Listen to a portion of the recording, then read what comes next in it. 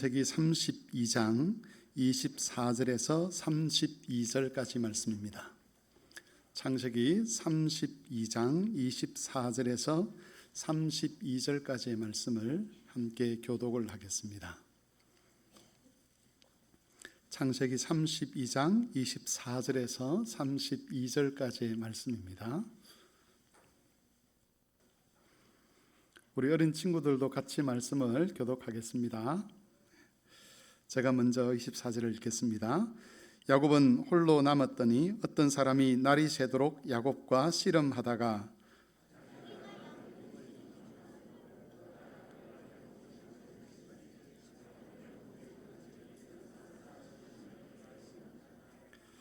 그가 이르되 날이 새려하니 나로 가게 하라. 야곱이 이르되 당신이 내게 축복하지 아니하면 가게 하지 아니하겠나이다.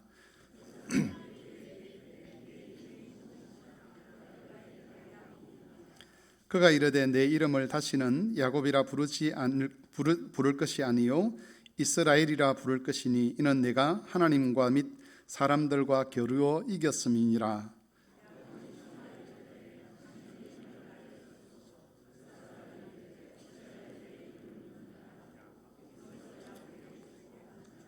그러므로 야곱이 그곳 이름을 버니엘이라 하였으니 그가 이르기를 내가 하나님과 대면하여 보았으나 내 생명이 보존되었다 함이더라.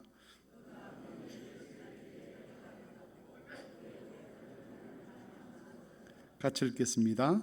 그 사람이 야곱의 허벅지 관절에 있는 둔부의 힘줄을 쳤으므로 이스라엘 사람들이 지금까지 허벅지 관절에 있는 둔부의 힘줄을 먹지 아니하더라. 아멘.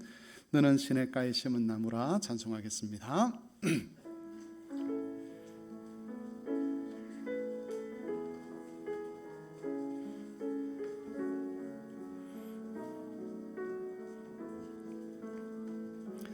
너는 시냇가에 심은 나무라. 하나님의 사랑 안에 믿음 뿌리 내리고 주의 뜻대로 항상 살리라.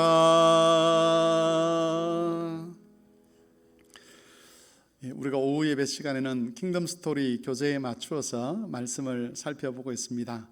그런데 이 킹덤 스토리 교재를 우리가 살펴볼 때에 유익을 얻기 위해서는 성경에 있는 스토리를 어느 정도 알아야만 좀 유익을 누릴 수가 있습니다. 그래서 제가 보면 우리가 나누어 드리는 교재에 보면 다음 과가 어디 공부할 내용인지 이렇게 제시가 되어 있습니다. 주중에 가정에서 오늘 묵상한 본문부터 다음 공부할 내용까지를 쭉 한번 읽어 오시면 전체적인 내용을 이해를 하게 되고, 그 전체적인 내용을 이해를 하면 오후 예배 때 묵상하는 내용들이 훨씬 더 의미 있게 다가옵니다. 원래는 스토리까지 다 말씀을 드리고 또 그 의미를 말씀을 드려야 되는데 시간이 없기 때문에 그렇게는 못하고, 스토리를 알고 있다는, 이야기 내용을 알고 있다는 전제하에 말씀을 전하는 것을 그렇게 양해를 해 주시면 좋겠습니다. 성경에서 야곱이라는 이 인물은 여러 면에서 참 신비한 인물이기도 하고, 또 우리가 여러 가지 생각을 해 보아야 될 그런 요소가 많은 인물입니다.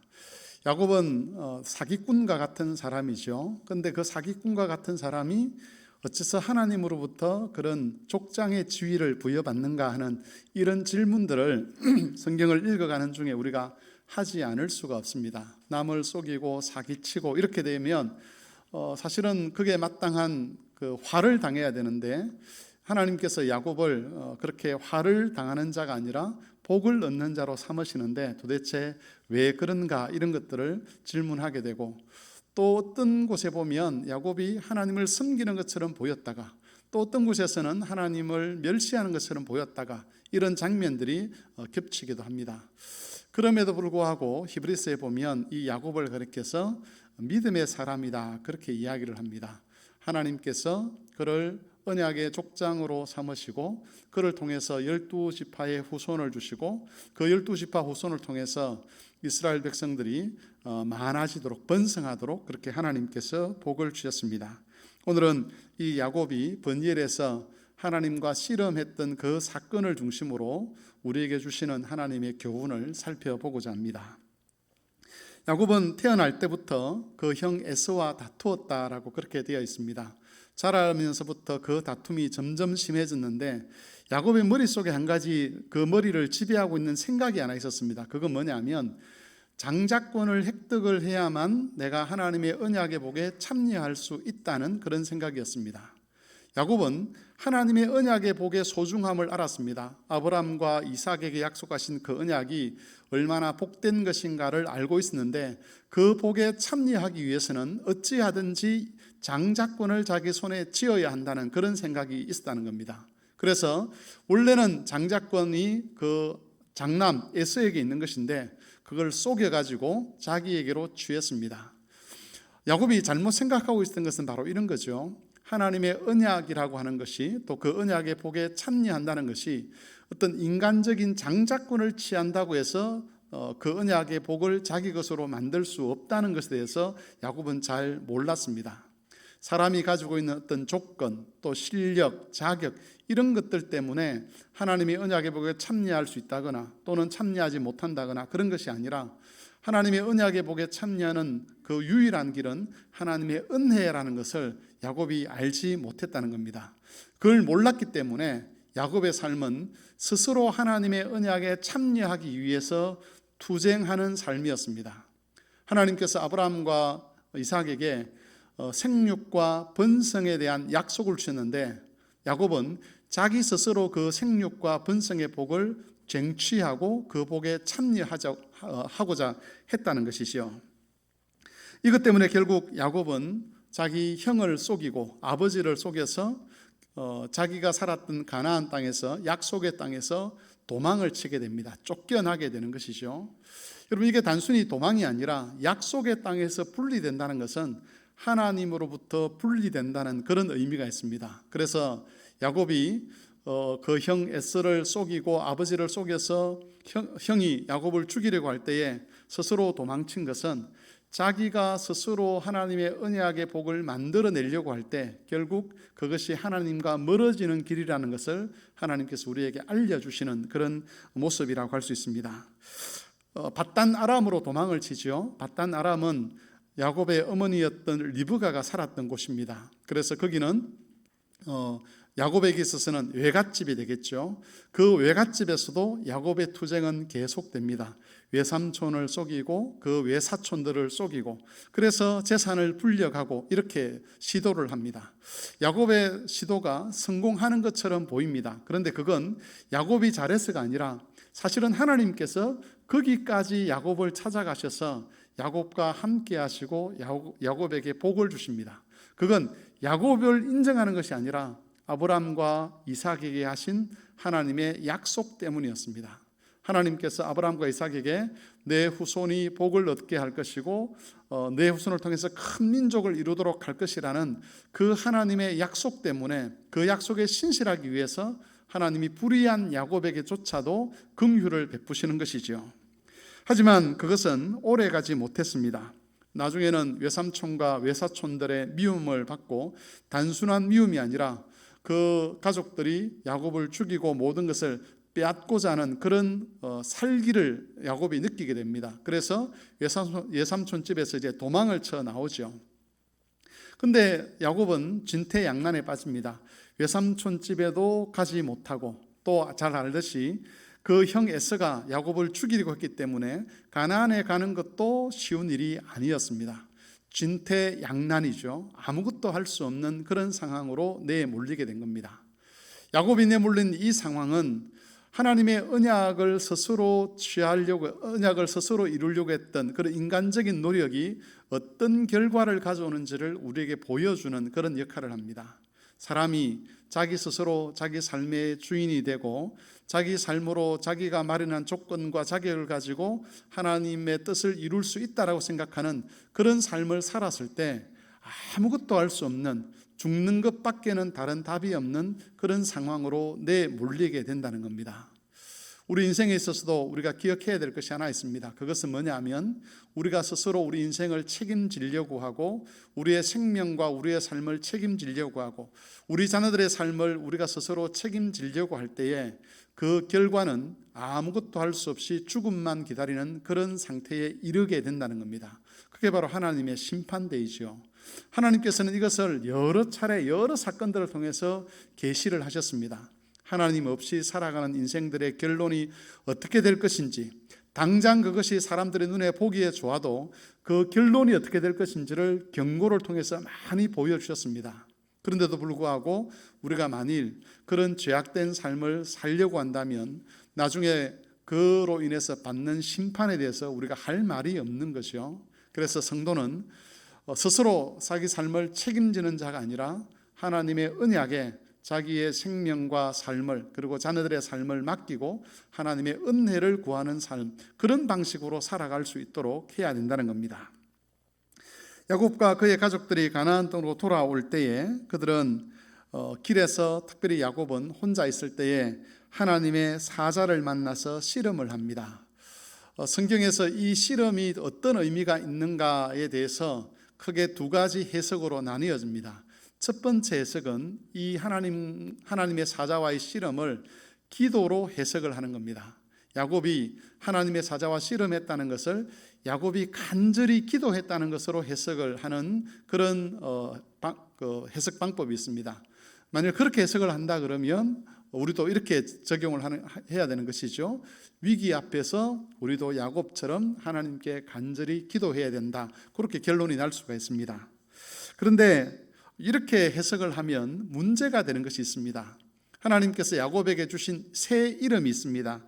오늘 나누어드린 교재에는 갈로 안에 제가 거기 두 번째 문단 밑에서 여섯 번째 줄에 보면 야곱이 새롭게 받은 이스라엘은 이라고 되어 있는데 거기 하나가 빠져 있죠. 야곱이 새롭게 받은 이스라엘이라는 이름은 이렇게 바꾸어 글자를 좀 넣었으면 좋겠습니다. 그 이름의 뜻은, 이스라엘이라고 하는 이름의 뜻은 하나님과 및 사람들과 겨루어 이겼다 이거죠. 사람을 이긴다는 것은 나쁜 일이라고 볼 수 없겠습니다. 그런데 여러분, 하나님을 이긴다는 것은 좋은 의미겠습니까? 나쁜 의미겠습니까? 씨름하는 것을 기도하는 것으로 해석을 하면 하나님을 이긴다는 것을 좋은 뜻으로 해석을 해야 됩니다. 우리가 하나님을 이겨서는 안 되는 것이죠. 그래서 이 해석은 좋아 보이지만 이런 문제를 좀 가지고 있습니다. 두 번째 해석은 이 씨름을 야곱의 고집으로 보는 겁니다. 하나님께서 밧단 아람에서 야곱을 구출해 내셨습니다. 그 외삼촌과 외사촌들이 야곱을 죽이려고 할 때에 하나님께서 그들에게 나타나셔서 야곱을 죽이지 못하도록 하고 평안히 보내주도록 하셨습니다. 그 사건을 통해서 야곱이 깨달아야 되는 것이 있죠. 그게 뭐냐면 하나님께서 나를 도우시는구나, 이렇게 깨달아야 되는데 야곱이 그런 사건을 경험하고서도 여전히 하나님 앞에서 스스로 자기 삶을 책임지려고 하는 그 태도를 유지하고 있었다는 겁니다. 그래서 가나안 땅에 들어와서 에서를 만날 준비를 하는데 에서가 400명의 군사를 거느리고 온다는 소식을 듣고 야곱이 또 꾀를 냅니다. 만일 야곱이 정말 하나님을 신뢰했다 그러면 거기서 뭘 해야 되느냐 하면 다른 일을 하는 것이 아니라 정말 하나님의 은혜를 구해야 되는데 무리를 몇 무리로 나누고 만일 에서가 이렇게 치면 이렇게 도망을 가고 지혜를 짜는 거죠. 우리 그런 것을 가리켜서 잔머리라 그러는데 잔머리를 굴린다는 겁니다. 자기의 위기 앞에서 스스로 삶을 책임지기 위해서 이러저렇게 자기의 꾀를 부려서 위기에서 탈출하려고 하는 이런 시도를 하고 있을 때 하나님께서 찾아오십니다. 찾아오셔서 씨름을 하시는데 그 씨름의 목적은 뭐냐면 야곱으로 하여금 이제는 지금까지 살아왔던 삶의 방식을 포기하라는 겁니다. 지금까지 네가 하나님 아닌 네가 네 삶의 주인이 되려고 하고 네가 알아서 스스로 방책을 만들고 하는 이런 방식으로 살아왔는데 이제는 그거 포기하고 하나님의 언약을 의지하고 하나님을 의지하고 그렇게 살라라고 하나님이 요청하시는데 야곱이 끝까지 그 하나님의 뜻을 받아들이지 않는 겁니다. 그래서 하나님께서 어떻게 하시느냐 하면 야곱의 환도뼈까지 치셔서 야곱으로 하여금 굴복하게 하시는데 그래도 야곱이 하나님께 굴복하지 않습니다. 그래서 하나님이 야곱에게 주신 이름이 뭐냐? 네가 사람도 이기고 하나님도 이기려고 하는 존재다. 그런 의미에서 이스라엘이라는 이름을 주셨다는 것이죠. 그래서 여러분 구약 성경에서 이 선지서에서 특별히 이스라엘이라는 이름이 사용되는 다수의 내용들이 그 본문들이 부정적인 곳에서 이 이름이 많이 사용이 됩니다.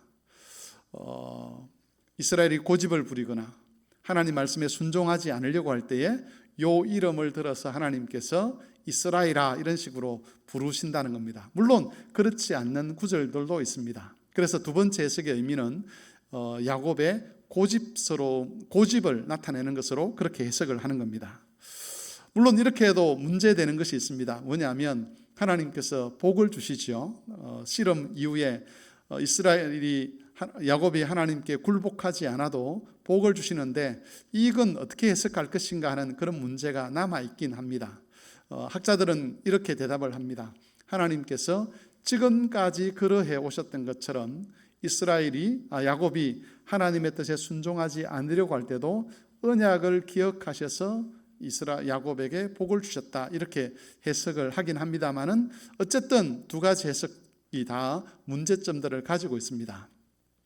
우리가 이 땅에 있는 동안에는 하나님께서 어떤 뜻으로 이 말씀을 계시하셨는지를 다 알기는 어렵습니다. 그래서 어떻게 하느냐 하면 두 가지 해석을 다 받아들이는 거죠. 하나는 기도한다는 뜻으로 받아들일 때는 우리도 위기 앞에서 하나님께 기도해야 된다 이렇게 받아들이고 또 고집을 피우는 입장에서 그런 식으로 해석을 하면 하나님 앞에서 더 이상 우리의 잘못된 고집을 지켜가서는 안 되고 혹 우리가 실수하고 범죄한다 할지라도 언약 안에서 하나님께서 우리를 버리지 않으신다는 그런 쪽으로 해석을 하는 겁니다.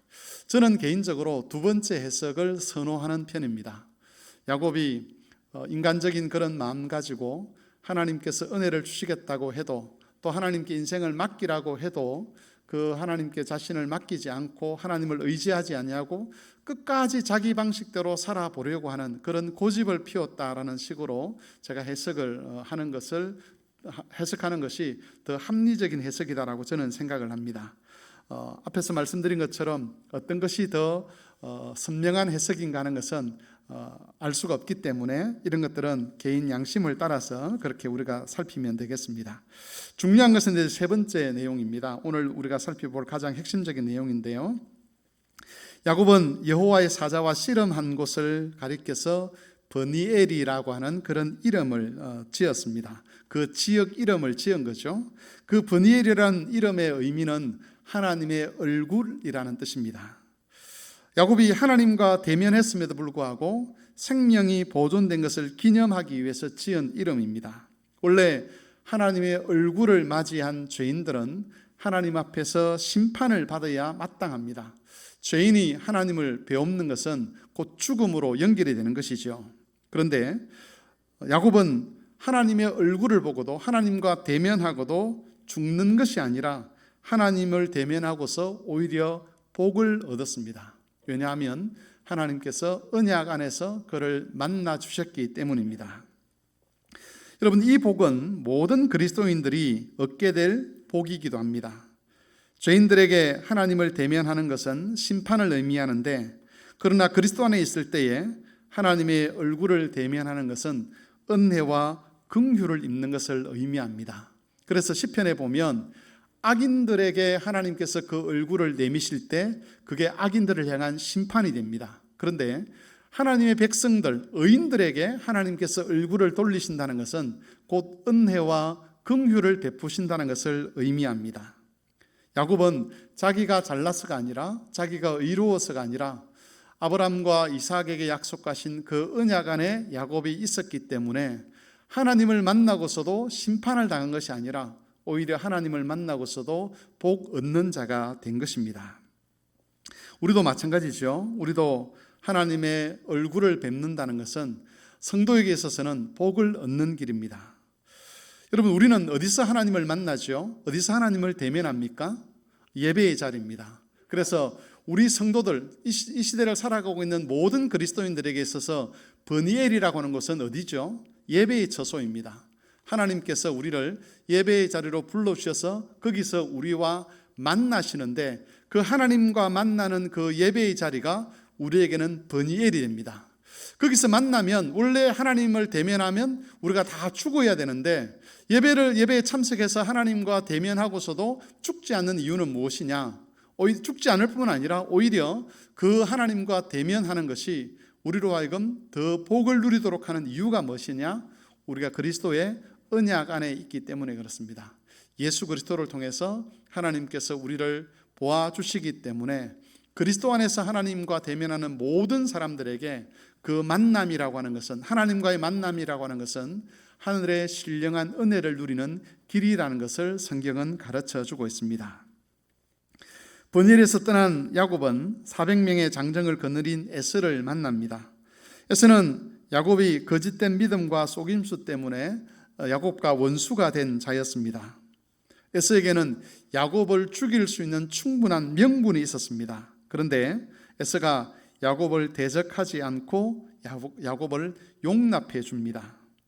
이런 일은 하나님께서 이미 야곱에게 한번 베풀어 주셨던 은혜지요.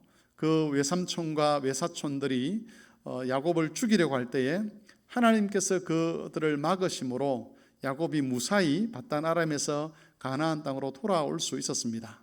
아마 에서도 처음에는 야곱을 죽이고자 하는 그런 마음에서 400명의 군사를 이끌고 왔을 겁니다. 만일 동생을 환영하려고 했다면 400명이나 되는 군사를 이끌고 올 필요가 없는 거죠. 이 400명의 군사를 이끌고 왔다는 것은 곧 전쟁을 하겠다는 것인데, 그런 마음으로 달려왔던 에서가 야곱을 만났을 때는 원수된 마음, 또 어떤 적대적인 마음을 갖고 야곱을 대한 것이 아니라 야곱을 용납하고 야곱을 돕는 자가 되겠다고 그렇게 선언을 했다는 겁니다.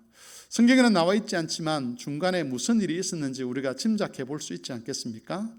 밧단 아람에서 라반과 그의 아들들에게 나타나서 야곱을 해하지 못하도록 말씀하신 그 하나님께서 동일하게 에서에게도 나타나셔서 에서로 하여금 야곱을 해하지 못하도록 이미 명령하셨고, 그 하나님께 대한 두려움 때문에 에서가 야곱을 해하는 자가 아니라 오히려 야곱을 용납하는 자가 되도록 하셨다는 겁니다.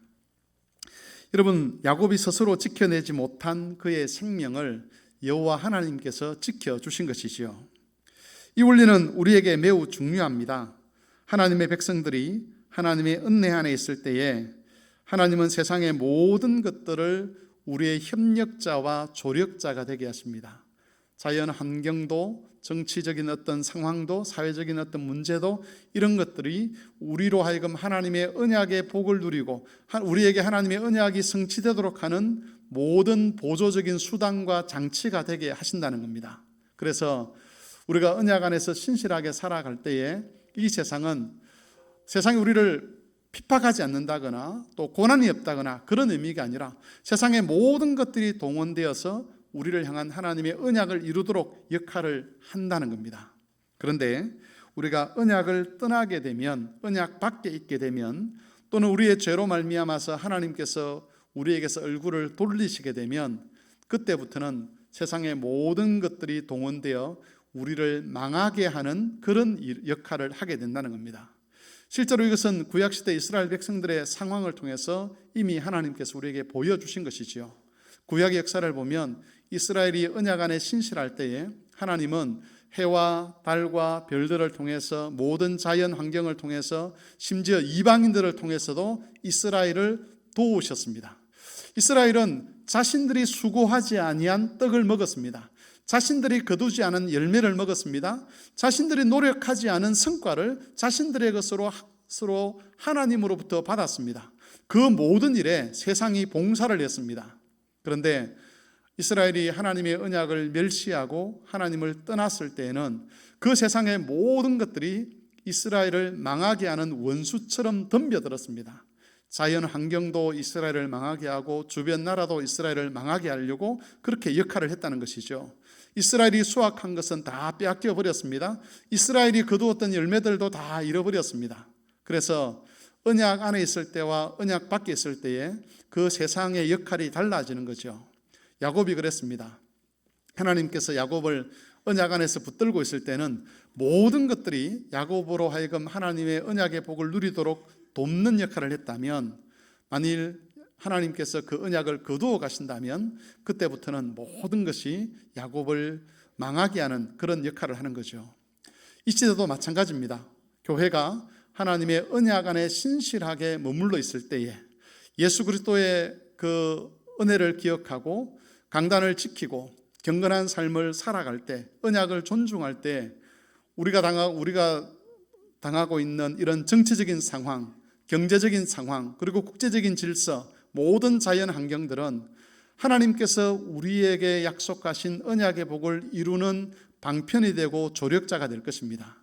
세상의 정치 질서가 어떠하든지 사회 환경이 어떠하든지 상관없이 우리가 언약 안에 신실하게 머물러 있을 때 하나님은 그 모든 것들을 동원하여 우리를 향한 하나님의 뜻을 이루게 될 겁니다. 반대로 교회가 아무리 돈이 많고 숫자가 많고 그렇다 할지라도 하나님의 언약을 멸시하고 경건을 이루어내지 아니하고 진리의 말씀에서 떠나게 되면 세상의 모든 것들이 교회를 망하게 하는 것으로 그렇게 나타날 겁니다. 여러분, 교회는 세상 때문에 망하지 않습니다. 또 세상 때문에 세워지지도 않습니다. 교회가 바로 세워지느냐 세워지지 않느냐, 교회가 진리의 등불이 되느냐 되지 않느냐 하는 문제는 세상에 의해서 결정되는 것이 아니라 교회가 얼마나 하나님의 언약에 신실한가 하는 그 문제에 의해서 결정이 되는 겁니다. 그래서 여러분, 세상이 악하게 흘러가는 것에 대해서 우리가 걱정하고 염려해야 되는 것은 사실이지만 그것이 우리의 영적인 운명을 좌우할 것이라고 그렇게 여겨서는 안 될 것입니다. 그 상황을 주관하시는 하나님이 계시기 때문에 우리가 언약에 신실하다면 혹 모든 상황이 우리를 대적하는 것처럼 보인다 할지라도, 그렇게 여겨진다 할지라도 그 상황을 통해서 오히려 하나님은 하나님의 뜻을 이루어 가실 겁니다. 우리 하나님은 우리에게 버니엘입니다. 하나님을 만났을 때, 우리가 언약 안에 있을 때 그 하나님과의 만남은 우리에게 복이 될 겁니다. 반대로 우리가 언약을 벗어나면 하나님을 대면하는 것이 우리에게 저주가 될 수도 있다는 것을 기억하시고, 이미 그리스도 안에서 계시된 그 하나님의 뜻을 존중히 여기시고 하나님이 주신 그 말씀을 따라 신실하게 살아가시면서 교회가 진리 안에 세워지도록 함께 협력해가는 그런 모든 교우들이 되실 수 있기를 바랍니다. 찬송가 360